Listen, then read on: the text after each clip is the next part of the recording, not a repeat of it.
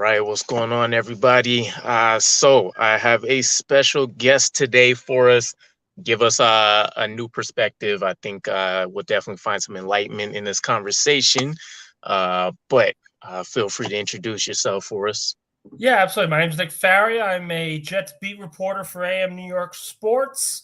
Excited to be on today's show. Excited to cover this team. A lot to like, and there's a lot of positive vibes surrounding the Jets right now. Yeah, so let's just kill the elephant in the room early, right? So the bombs drop. We get a new offensive coordinator. We also get our offensive line slash run coordinator coach in Nathaniel Hackett and Keith Carter, respectively. Um, what's kind of your biggest takeaways in regards to us hiring Nathaniel Hackett for this new offense, which, as Saleh mentioned, will offer some consistency since he operates a West Coast scheme? Look, I think it's important to know Hackett runs a West Coast scheme, but he is predominantly a run-first coordinator. So that should ease a lot of concerns for Jet fans, first off. Because this Jets team is a run-first team, whether it's Zach Wilson at quarterback, whether they choose to go back to Mike White or they bring in a veteran quarterback. They are a run-first team. They have a plethora of solid running backs and an offensive line that's graded very highly when it comes to running the football. So when you look at that from that perspective, Hackett makes sense. Then you add in the fact this guy is an experienced play caller, something that Mike LaFleur was not, and it showed towards the end of the season. This was a Jets team that didn't score an offensive touchdown in the last 3 games of the year. The offense was atrocious for a good part of the season, whether it's because of the quarterback, because of the coordinator, because of injuries. We can argue until the cows come home. But in reality, it comes down to production. And LaFleur's offensive system just was not up to snub in the first place. So you bring in Hackett, a veteran offensive coordinator, a guy who has called plays before, who has gotten the best out of a guy like Blake Bortles and Aaron Rodgers, and you say, okay, this is a beacon for veteran quarterbacks to say, okay, the Jets run a predominantly West Coast average system that everyone knows about. Everyone is aware about. The concepts are the same. The way they want to run, the way they want to call these plays are the same. So there's familiarity there with a plethora of quarterbacks around the league. And it's a beacon to them saying, hey, we are going to come after you. We are going to look to see if we can bring in a top veteran quarterback and become a true contender. A move like this, if they were to hire an inexperienced offensive coordinator, the odds of Zach Wilson playing in 2023 as a starting quarterback to me would make a lot more sense.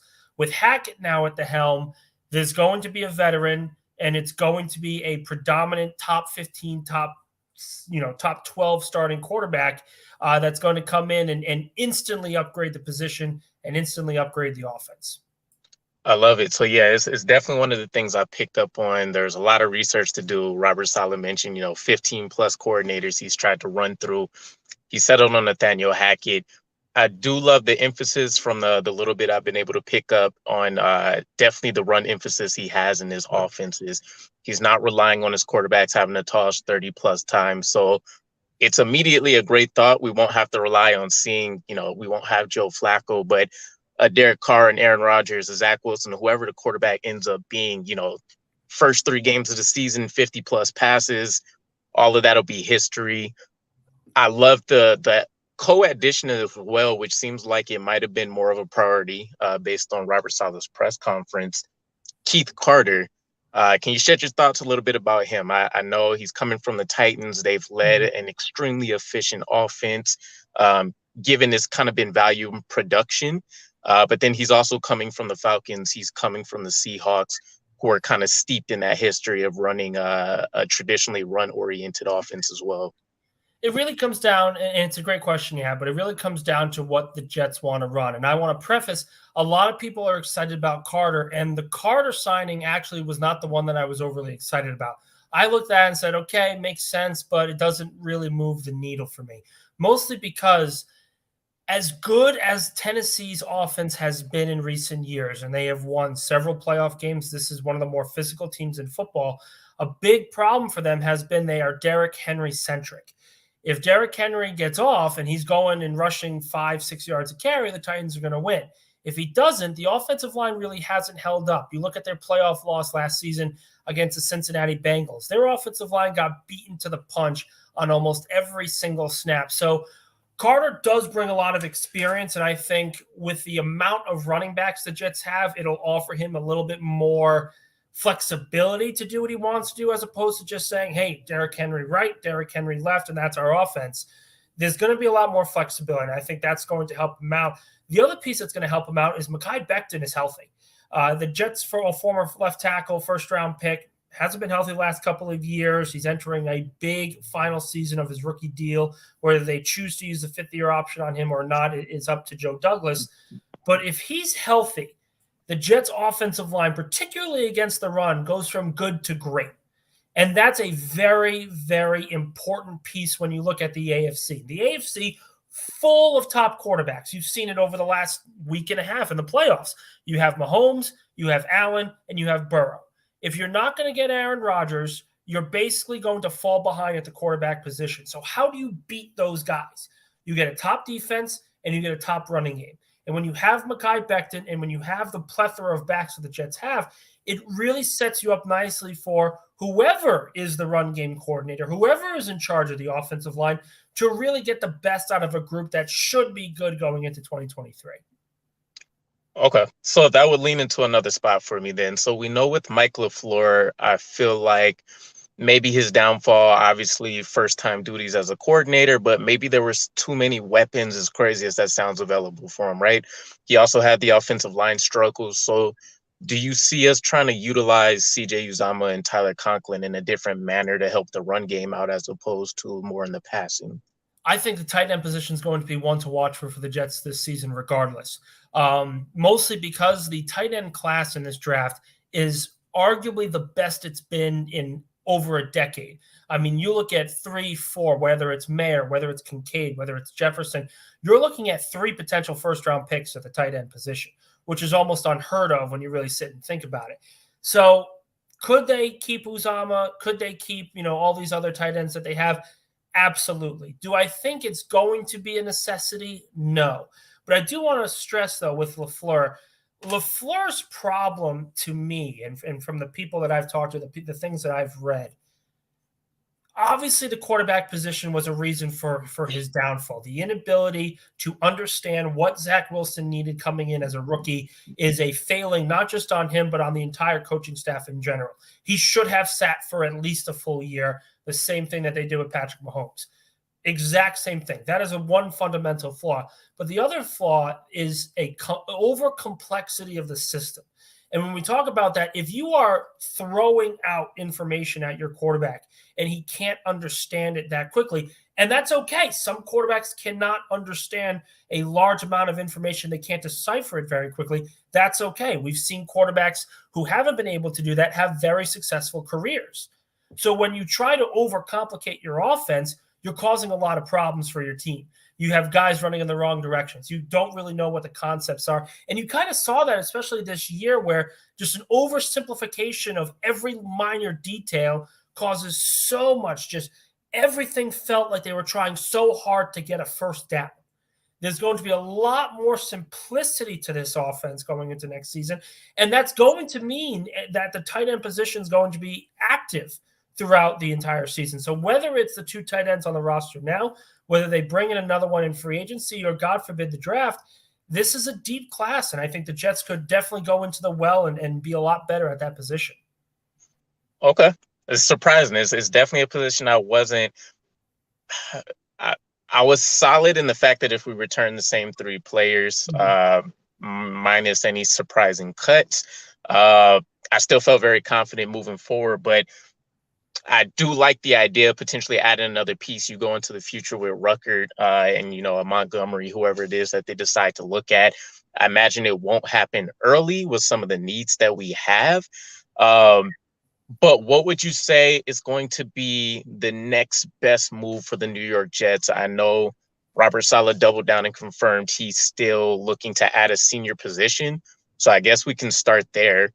With Frank going over to the Panthers, there's not a whole lot of veteran experience kind of that's still going to be out there necessarily.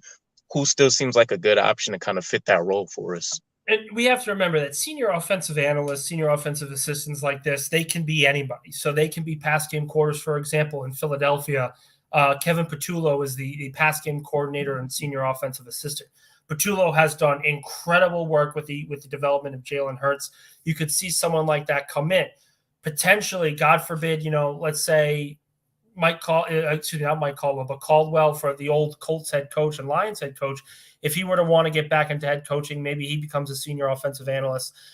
There's a lot of different guys, and people are like, well, you want an experienced guy to help out with Hackett.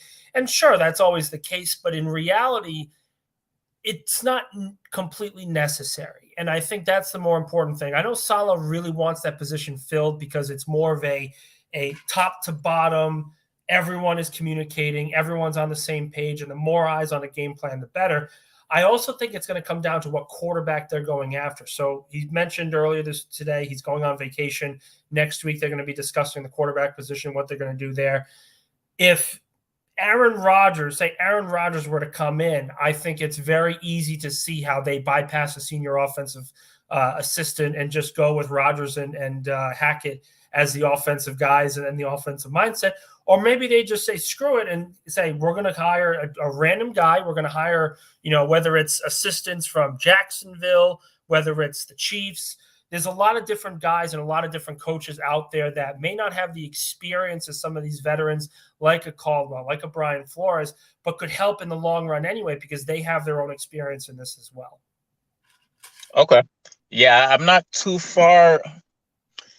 Based on the way that I know the setup he likes it seemed like they were going to go with somebody that would have been veteran heavy.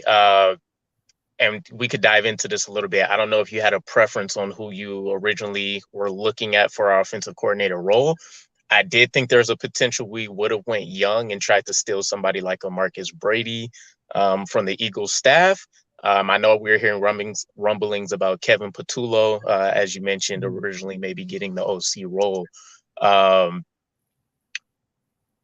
But,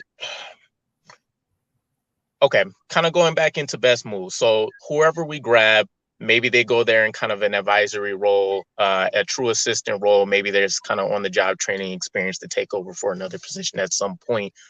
Heading back into the quarterbacks. I know we've heard this card before with Nathaniel Hackett. He goes to the Broncos. They think, it's going to be a match made in heaven.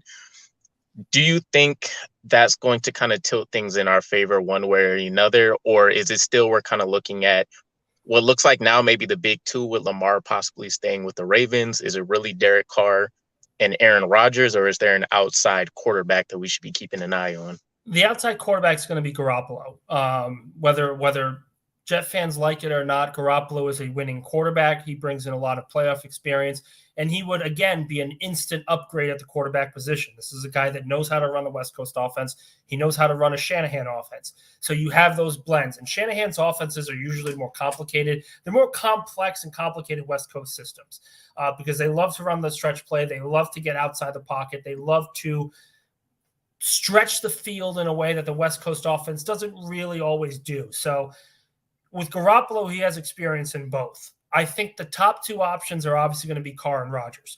Whether one of them decides to go or not is going to be the main piece. Do I see Aaron Rodgers wanting to come to New York and follow Brett Favre's footsteps?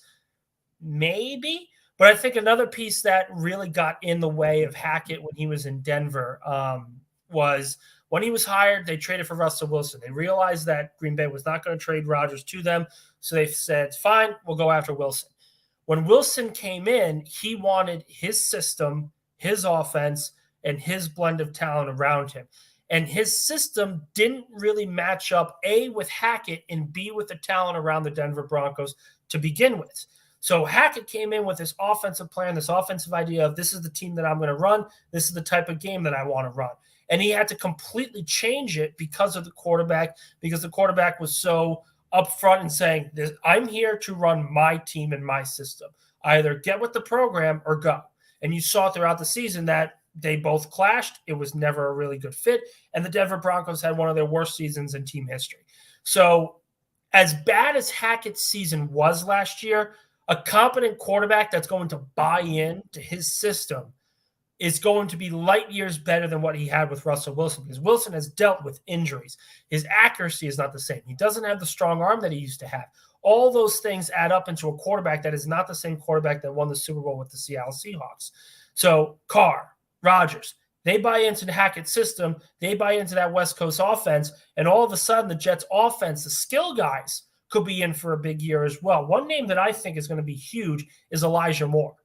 This is a guy that hasn't really had the chance to excel in this offense because Zach Wilson hasn't been good. Mike White really has been not great, not good.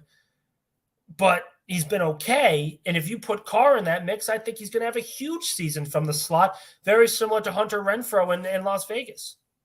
Okay, good point. So in the talk of kind of some of the weapons and stuff that we had, it's a conversation that's been brought up a lot, right? Elijah Moore has kind of disappeared from the offenses for stretches, but focusing around some of the quarterback play, a lot of what from the fan side we were discussing is that we won 5 games with Zach Wilson. If we even had average, we could have had a quarterback that was playing the 27th best in the league.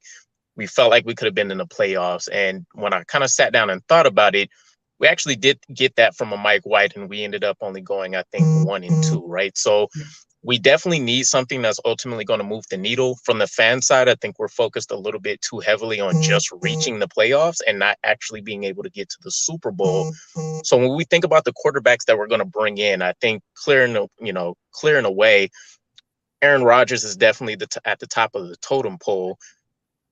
There's going to be pros and cons, of course, to everybody, though. So with Aaron Rodgers, we're talking about the age, the retirement concerns, but I think he brings the legitimate talent and leadership to get us to the Super Bowl and attempt to win one again. As far as Garoppolo winning experience, he has the leadership, but we have the durability issues. And then kind of going back to Aaron Rodgers, there's also the compensation talk, 2 number ones. What would you say would probably be the best situation for the New York Jets, where they're not necessarily mortgaging the future with an Aaron Rodgers, but they're not necessarily betting too low with like a Jimmy Garoppolo? Is there a happy medium there, or do we just need to push all our chips into the pile? Well, the happy medium is Derek Carr. And I know a lot of people are looking at Carr's situation and saying, well, he has a high cap number and the Raiders are going to want to trade him. He has to be cut. Excuse me. He has to be cut within the first 3 days after the Super Bowl in order for him to, because this is how his contract works out. 3 days after the Super Bowl, the $40 million that he has becomes guaranteed, and no matter what team trades for him is getting it. The Raiders can bypass that by cutting him during that time, washing their hands away with the entire system. They don't owe a dime, and Carr now negotiates in good faith on a brand new deal for a different team. The Jets would absolutely love that. Paying Carr $30 million is a lot different than paying Carr $40 million. And I'm not saying Carr is going to go for $30 million, but that's just one of those examples. The happy medium is Carr, but I think if you're the Jets, you look at what happened last season. You guys went 7-10 last year. A lot of one-score game losses. We have to remember, you guys walked into Buffalo and almost beat the Bills. You played them at MetLife Stadium and beat them with Zach Wilson playing the best game of his career. And the best game of his career was throwing 60% completion percentage for 154 yards. If you got Aaron Rodgers, not only would he probably challenge Josh Allen for best quarterback in the AFC East, you probably have the better team. I mean, look at the roster from top to bottom. I mean, you kind of saw that with Buffalo over the last 4 weeks of their season into their playoff loss. They have a great number 1 receiver in Stephon Diggs. They have a great corner in Tre'Davious White. Without Von Miller, the pass rush was very, very inconsistent. They didn't have a run game. They refused to rely on their run game. And the offensive line is not that good. So you add all those things together, and the reason why the Bills got the 2 seed was because Josh Allen had a very good MVP-like season. Add that in and say, well, wait a minute. If the Jets got Aaron Rodgers, the game in Buffalo turns into a win. The game against Minnesota turns into a win. That's two losses already turned into wins. That's 9 wins. That gets you into the postseason ahead of the Miami Dolphins. And then you look at some of those other games. Do you guys beat the Baltimore Ravens on opening night when everything seemed to be going right on opening day, when everything seemed to be going wrong and your offense couldn't do anything? the Jets defense is one of the best in football. A lot of those guys are on rookie contracts.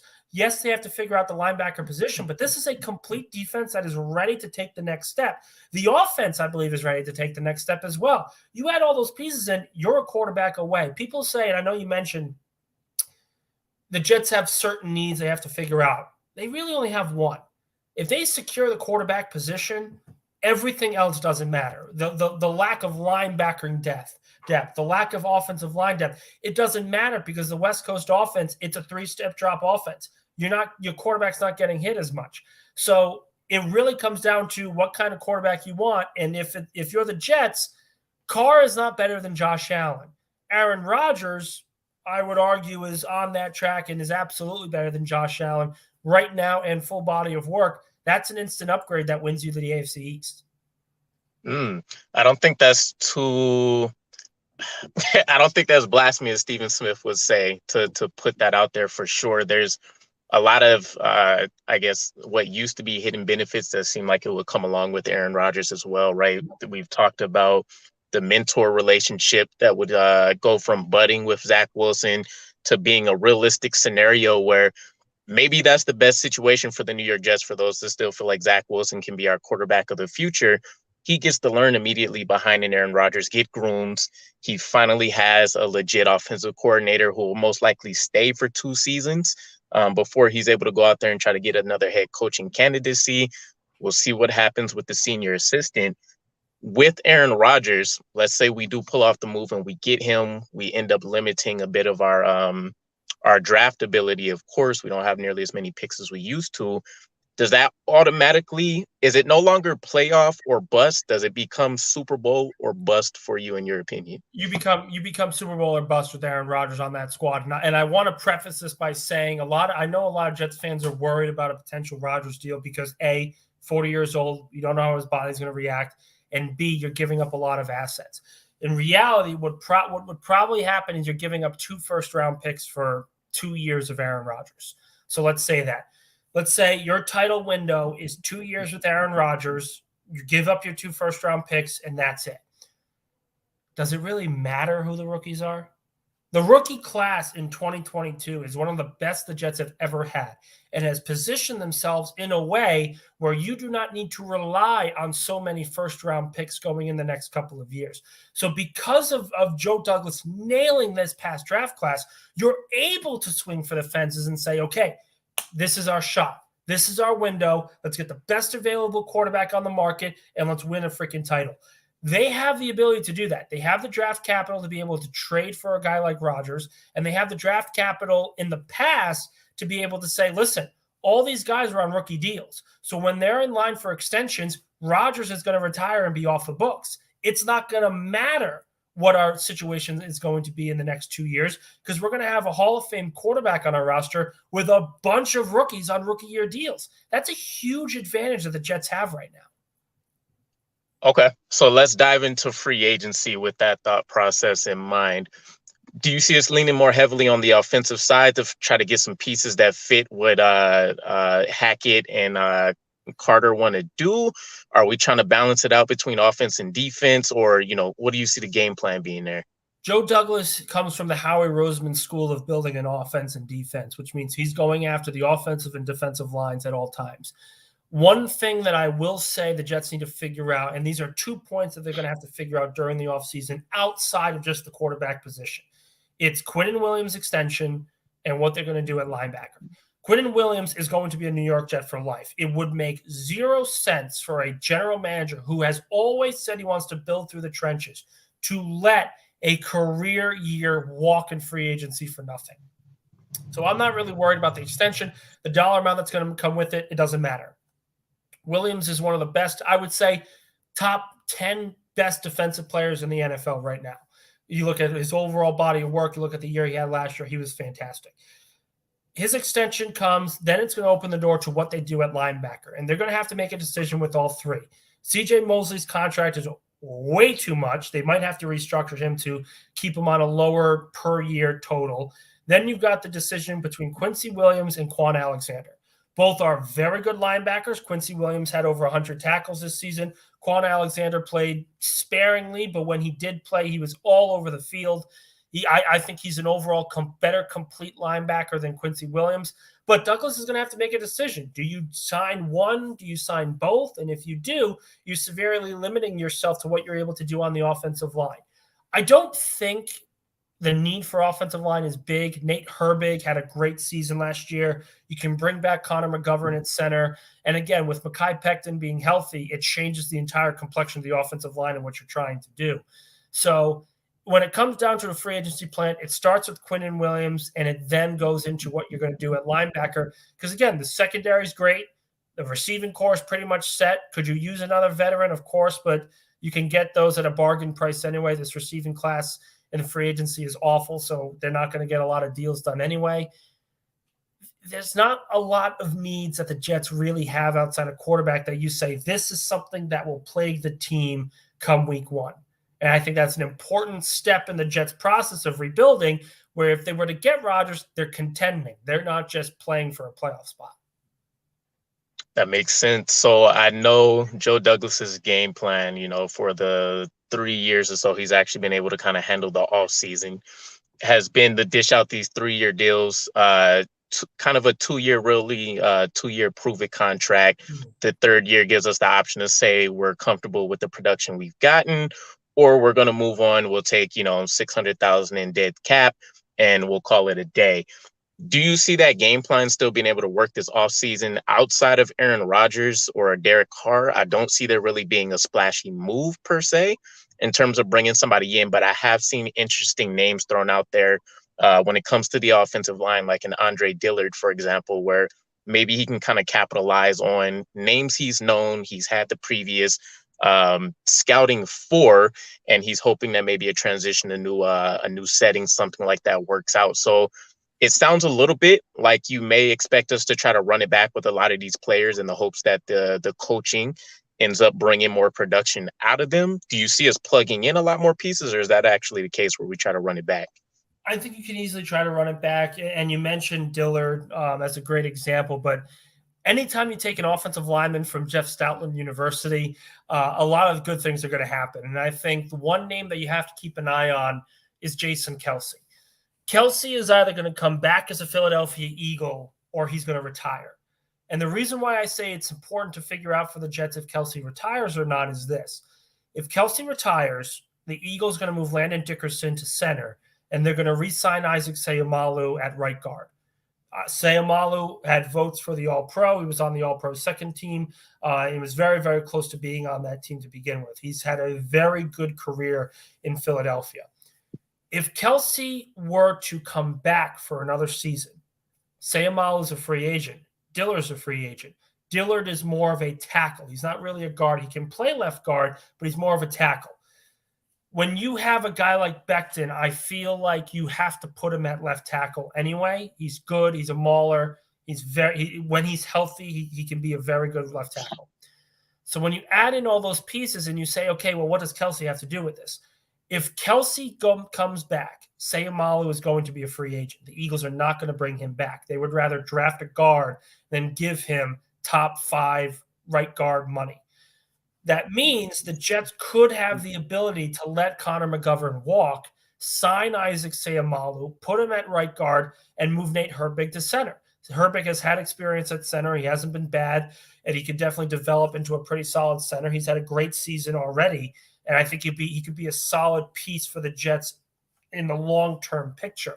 So I think Seumalo is the name that if you're going to poach an Eagles offensive lineman, that's the guy you want. I think Dillard is just a little too inconsistent. He's got a lot bigger. He's got a lot stronger, but he just doesn't have the tape at right tackle to garner much positivity and that thought process of, oh, okay, we're getting a plug-and-place guy. This is the guy that's going to start for us without any issues. I think if you're looking for a guy from Stoutland University, you want Seumalo over Dillard. Got you. Okay, so we go from free agency. We finally get to the draft, right? We got Aaron Rodgers. We're missing a first, all that stuff. Things get really fun at that point because now we kind of have to focus through rounds 2 through 7. With that in mind, maybe offensive line isn't the immediate focus right away. We'll kind of see what happens with that. But does this become a draft class where now we transition into that period where we're expected to be an above average, top third team in the NFL? Does this start to become that draft where we're building more so depth and future starters rather than looking for plug and play guys? I think that's a great question. I think it comes down to what quarterback they get. So let's say, for example, the Jets say, you know what? We want to keep our first round picks. Draft picks are very important to us. We want to be able to grow and develop young talent.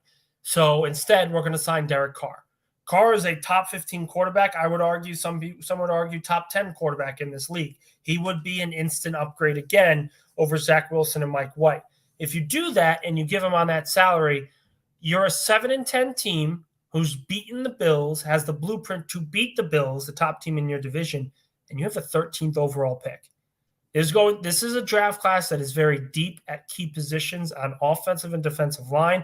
They have very good skill guys. There's a lot of weapons that the Jets could exploit with a 13th overall pick. And one team that I think, or one example that I would like to give, is what the Giants did with, what was it, the year 2021.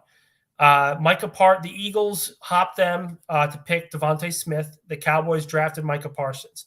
The drop off between the 12th best player and the 13th best player was very steep, and it was a big problem that a lot of teams had. So the Giants said, that's okay. We'll trade back and we'll get an extra first round pick for next season. They traded with Chicago, who ended up drafting Justin Fields. With the 13th overall selection, the Jets have the flexibility because their team is ready to win right now outside of the quarterback position.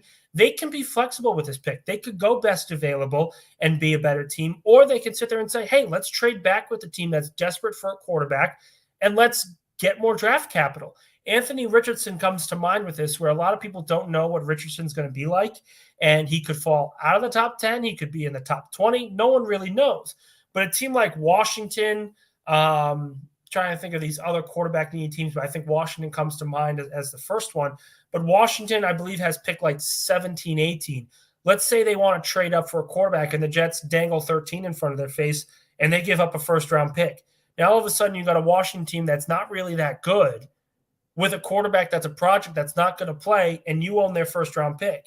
Now you got 2 first-round picks next season in a much deeper class, where if Carr doesn't work out that first year, you're going to have your pick of some of the best quarterback prospects over the last few years, whether it's May from North Carolina, whether it's Caleb Williams and all these other top guys. Being flexible is what Joe Douglas is all about. He wants to be able to do a lot of different things and get the best possible situation forward for the New York Jets. And if you do that, if you stay at 13, it allows you to kind of be able to see what happens on draft day and make that determination then. Gotcha. Okay. I think I want to say that vibes a lot with what we got. Obviously, we had to play the whole rebuild from top to bottom. I think this is the first time we've seen our franchise try to do it correctly, with legitimately sweeping across the board at every position, coaching staff, things that they've rebuilt like that. And I think it'll be the most interesting draft for us because we don't have a plethora of resources like we used to. It was a little bit of a mix of being able to get high quality picks as well as the volume. And this time we'll see what the scouting hat actually looks like, since maybe that first class that he gets killed for in 2020 with, Becton and all of our guys out there that have either been injured, they've been cut already, different things of that. But you think about those kind of draft classes, though. His first class, if Becton hits this year, and he becomes the left tackle, the all-pro left tackle that he has looked at and looked like when he's healthy, this entire team changes their complexion. Because you look at roster top to bottom over the last couple of years. You talk about Garrett Wilson, Elijah Moore, 2 very good wide receivers, 2 receivers that could grow together with a veteran quarterback that can develop. You have Breece Hall as a running back, awesome running back. Yes, we're going to have to see how he does coming back from ACL surgery. But then you look at the defense and say your secondary is dynamic. You've drafted defensive linemen extremely well. You've drafted your secondary, and really there's no need there. There's very little needs. And a lot of people were discussing Zach Wilson being the second overall pick and whiffing that bad with him should have cost Douglas his job. The reason it didn't is because his draft record has been incredible, especially last season. If Sauce Gardner and Garrett Wilson aren't the rookies that they are now, or didn't have the rookie season they were now, Douglas could very well be looking for a new job. But because he nailed every single pick last year, it's I know what I'm doing. You have to give me the ability to be able to handle this and go through this process. And I don't blame Joe Douglas for the Zach Wilson pick. I blame the coaching staff for not understanding what they had when they originally drafted him. There was no way he should have started week 1. There was no way he should have seen the field his first year. And that is a failing on the coaching staff over the general manager. And that's what comes down to it. Douglas is still here because of his draft record. And it's a very impressive draft record when you look at that from the whole picture of his 3 years here. So whatever he does is going to be very key, but he has hit on every single position over the last few years: corner, defensive line, running back, receiver, offensive line if Becton stays healthy. And his ability to get players from the bargain, for example, like Nate Herbig, that changes the complexion as well, because there's very little true needs that the Jets need to go and say, we're going to be screwed if we don't answer this right now. Yeah, I think that's been a huge part of his formula for sure. The waiver wire pickups is usually one of the quickest things people spout off to me when I want to cover Joe Douglas. Draft is usually up and down. Us as fans, we get a little bit fickle with it, of course. But you've hit on this fact a few times now where if we can nail this quarterback selection, whether that, God forbid, is the draft, but if it comes to that, if it ends up being in free agency, if we nail that, everything else gets mitigated quite a bit. So what would you consider if we do get our dream scenario of an Aaron Rodgers for those that want him? What would be the top 3 positions that Joe Douglas will still need to address? And what would you say will probably be our best options for those? It's going to be linebacker. It's going to be linebacker, offensive line, and maybe receiver. Getting a veteran guy, just to have that kind of vet where, Corey Davis is gone next year anyway. The cap shows that you're going to save a lot more money by cutting him than keeping him. And he really just hasn't produced like the guy that they signed him for with that mega contract. So linebacker, it comes back to what I was saying earlier about what are you going to do? Are you going to keep Alexander or are you going to keep Williams? I think they're going to keep Alexander because of the familiarity with Robert Saleh. And I think he's just a better linebacker overall. I think in a full 17-game season, Alexander is going to be a much better player than Quincy Williams was throughout the entire year.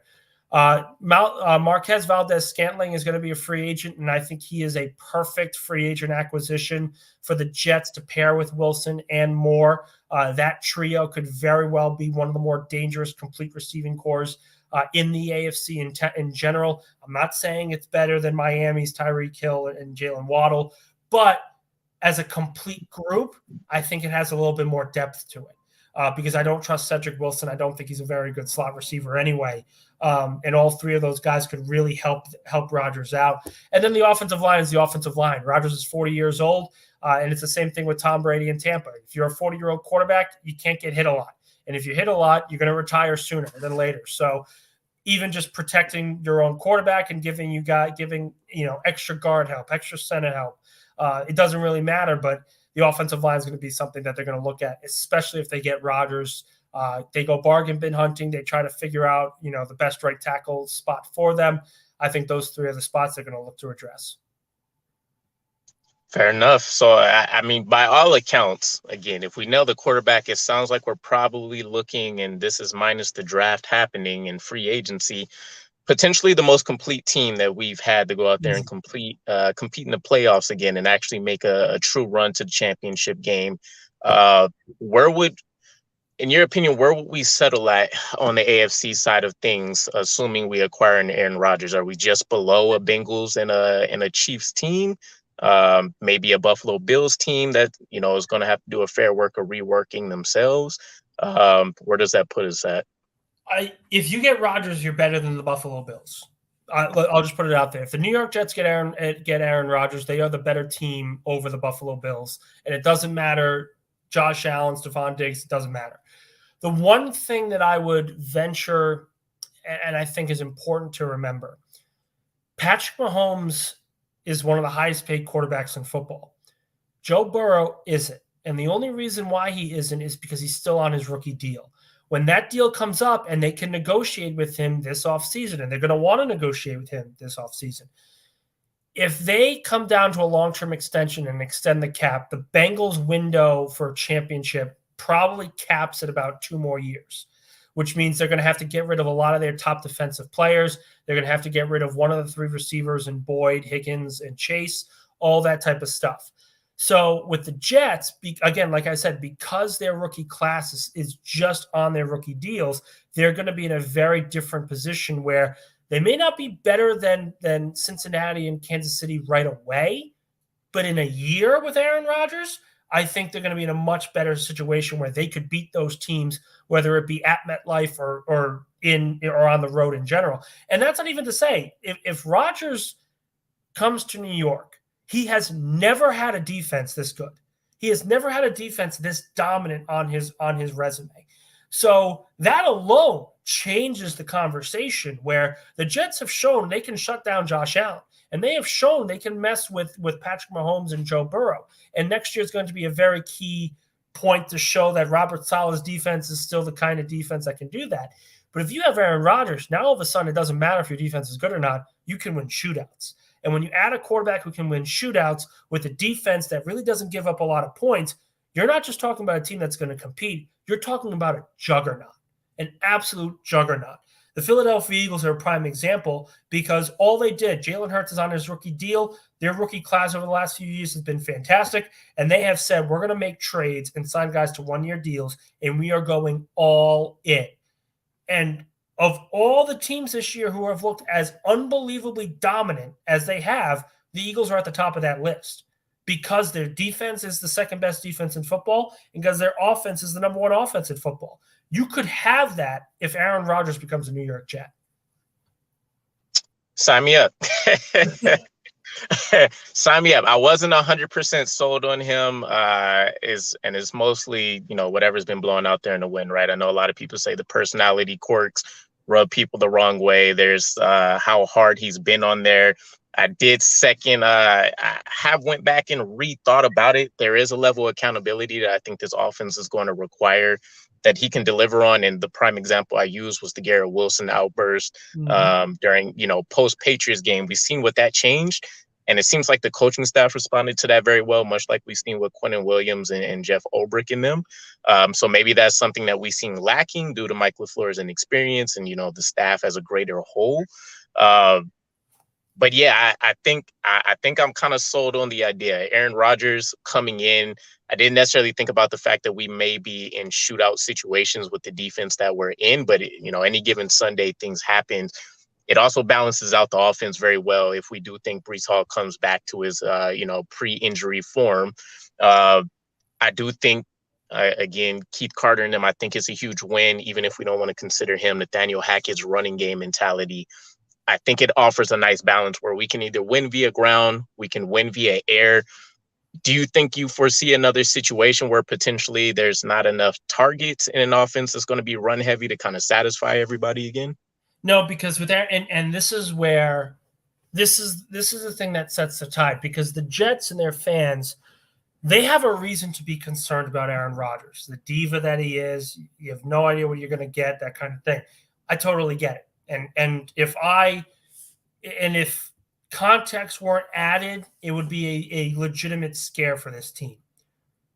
Hackett's relationship, though, with Rodgers is very, very underestimated in this conversation, though.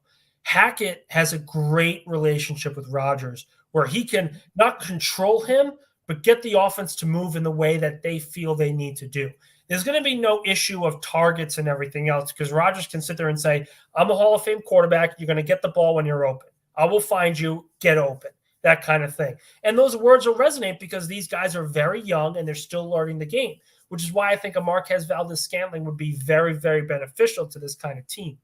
So, yes, the diva side of Rodgers is going to be a concern and would be a concern, but it's not as big of a concern if they didn't sign Nathaniel Hackett. And that's where Hackett's importance comes in, because he knows how to deal with Rodgers. He knows how to talk to him. He knows how to go through the entire process of, we have to do X, Y, and Z, and I want to do A, B, and C. And Rodgers goes, well, I want to do this, this, and this. He understands, no, let's go within the system we have and move forward. And I think Rodgers respects him as a coach. He clearly does, because he's had 2 career seasons with him.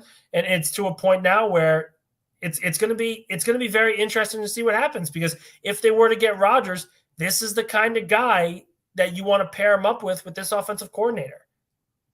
So, question for you, it just sparked in my head again. So, what do you make? Obviously, as we can see here, there's been a little bit in back and forth about the Nathaniel Hackett hire. Some people love the experience and what he's shown in his history.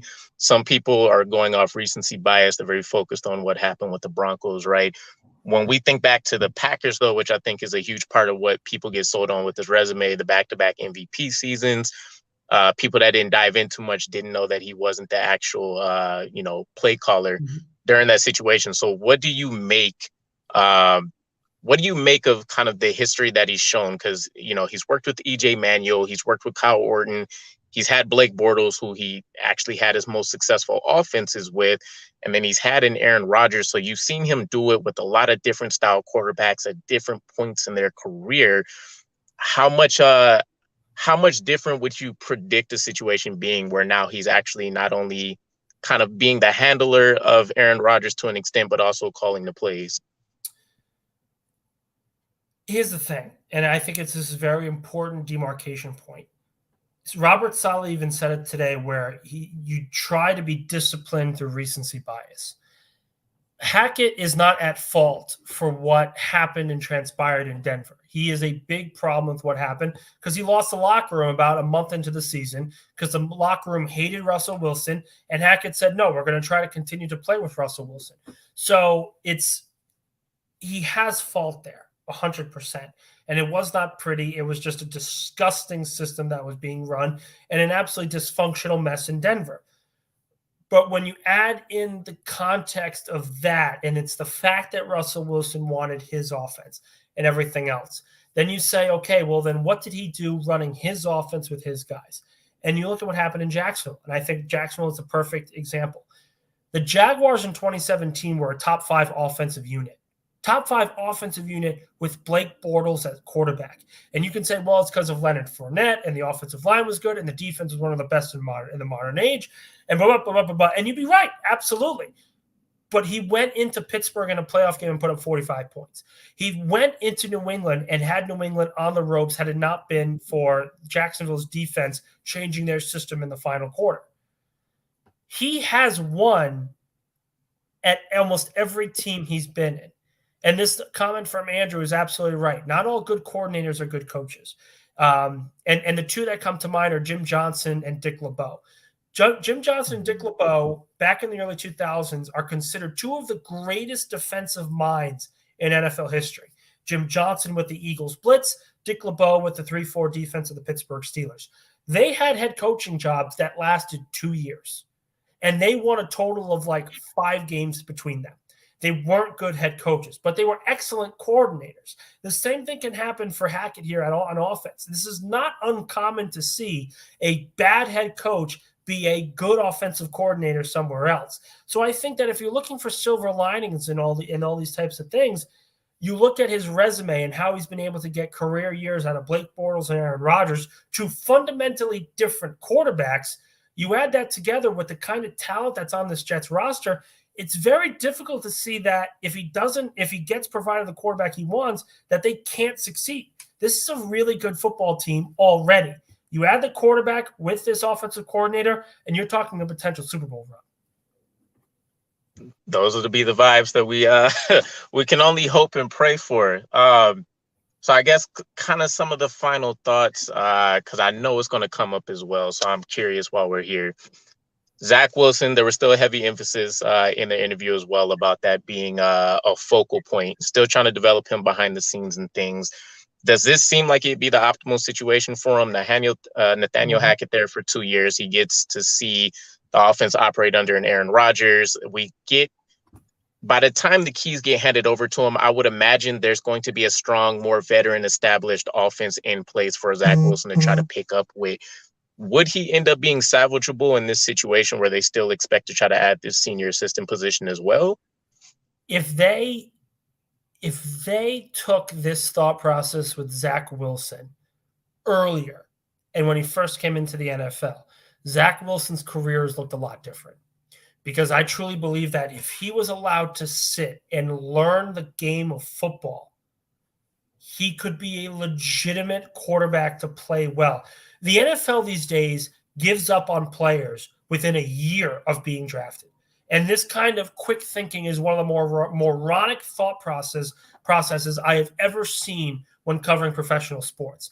Because players and coaches cannot get only 1 year to determine if they're good or not. You need 3-4 years to determine if a draft class is good or not. Case in point, the 2018 Philadelphia Eagles draft class, they drafted 5 players. Dallas Goedert, Avonte Maddox, Josh Sweat, Matt Pryor, and who was the other one? And did I say Avonte Maddox? Avonte Maddox. Yeah. 5 players.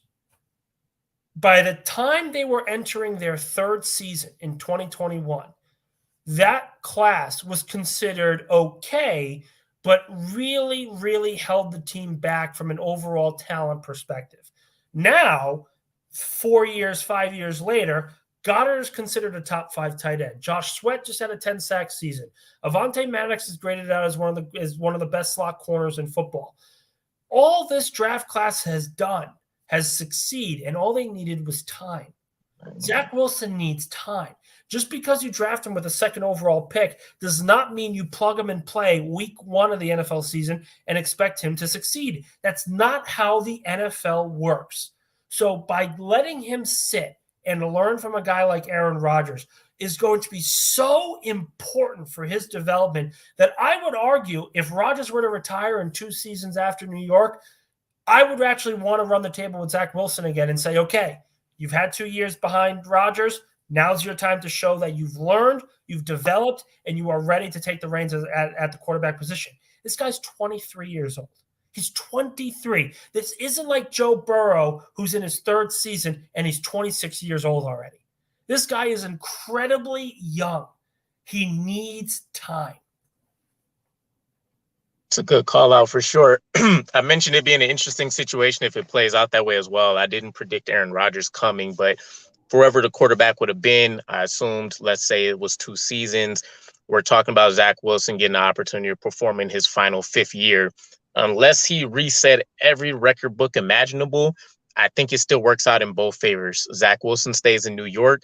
When you talk about his contracts, obviously the numbers may sound crazy at that time. We're talking 2-3 years out, but ideally he's landing somewhere between a 3 and a 5 year contract for probably middle tier, just lower tier, top 3rd quarterback money, which still gives the franchise a lot of opportunity to maneuver instead of having to dole out a $500 million contract, a la like a Patrick Mahomes for us. So I think it works out in our favor either way there. But I know we'll wrap up here soon. What's kind of been your final thoughts with all the news and everything today, heading into the offseason with some of the game plan? The Jets are better today than they were 24 hours ago. And that's how you need to judge this before they get their quarterback. The coach is the most important piece to this puzzle right now. They needed an offensive coordinator to take that next step and show other quarterbacks that they were willing to work with a veteran and truly work with a veteran. They are better today with Nathaniel Hackett than they were with Mike LaFleur. And that is really the theme that the Jets need to go for here in this entire offseason. If they get better at the quarterback position, they are going to the playoffs, and it depends on how much better. Because if you're Carr or Rodgers, you're not talking about just winning one playoff game. You're talking about competing for a conference title. Beautiful. We'll take it every day of the week. We can only hope. Hopefully our plans lie there. I know some emergency, like break the glass quarterback options I mentioned would have been like a Gardner Minshew for people that would love like a cheaper contract, but still leadership, or one that I think could be a sneaky good addition that may pay even further dividends in like a Ryan Tannehill if he ends up breaking free as well. But I appreciate the time, man. The insights have been absolutely amazing. Your recall history is crazy, by the way. I'm an NFL historian, so this is not is par for the course. I got you. I got you. Well, hopefully we'll be able to link and do more of these throughout the offseason or something like that. But man, it's been an absolute pleasure. I appreciate the time. And I'm sure we'll definitely be linking up again. Thanks, man. I'll talk to you. You want to tell everybody, my bad. You want to tell everybody before we bounce where they can check out some of your stuff, reach you? Yeah, Twitter handle is there at Nick_Faria 1720. Give me a follow, give me a shout if you have any questions. Happy to talk to anybody about football, sports in general. But yeah, thank you guys. Thank you for having me on. Appreciate it, boss. All right. Appreciate you guys and all the support, and I'll catch you again.